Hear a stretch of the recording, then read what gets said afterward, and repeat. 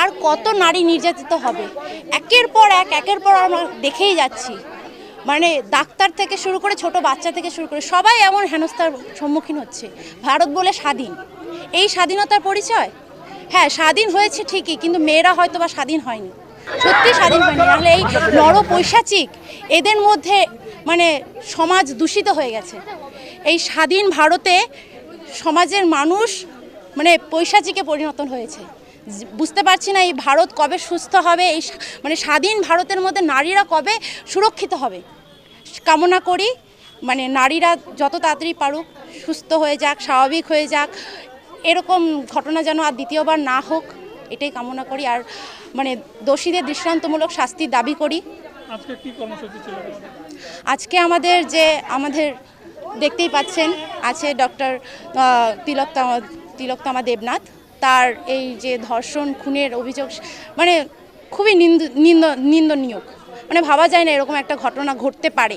ঠিক আছে, ঘটে গেছে, এটার আমরা তীব্র প্রতিবাদ জানাই।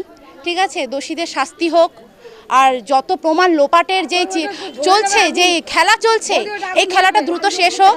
সিবিআই তদন্ত চলুক, সঠিক যেটা বিচার হয় সেটা সামনে আসুক, সেটাই কামনা করি।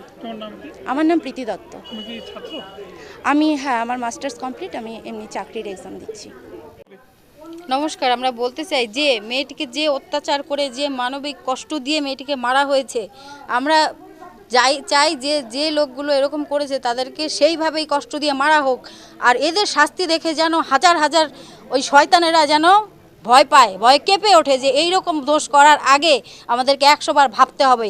রাস্তায় দাঁড় করে ওদেরকে মারা উচিত আমাদের মতে। কারণ মেয়েদেরকে অনেক কষ্ট করে মানুষ করে, অনেক খরচ করে, অনেক কষ্ট করে মেয়েদেরকে বড় করা হয়। সেই মেয়েগুলো যদি যখন বাবা মার লাঠি হয়ে উঠবে তখন তারা এইভাবে নষ্ট করবে, তাদের শাস্তি এইরকম দেওয়া উচিত যেন 100টা ছেলে পেলে কেঁপে ওঠে, যারা বদমাশ, যারা দুশ্চরিত্র তাদেরকে।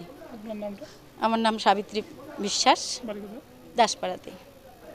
নমস্কার, আমি তনুশ্রী দাস, দাসপাড়া বাসিন্দা। আমি বেশি কোনো কিছুই বলবো না। এখানে যারা রয়েছে তারা অনেকেই অনেক কিছু বলেছে।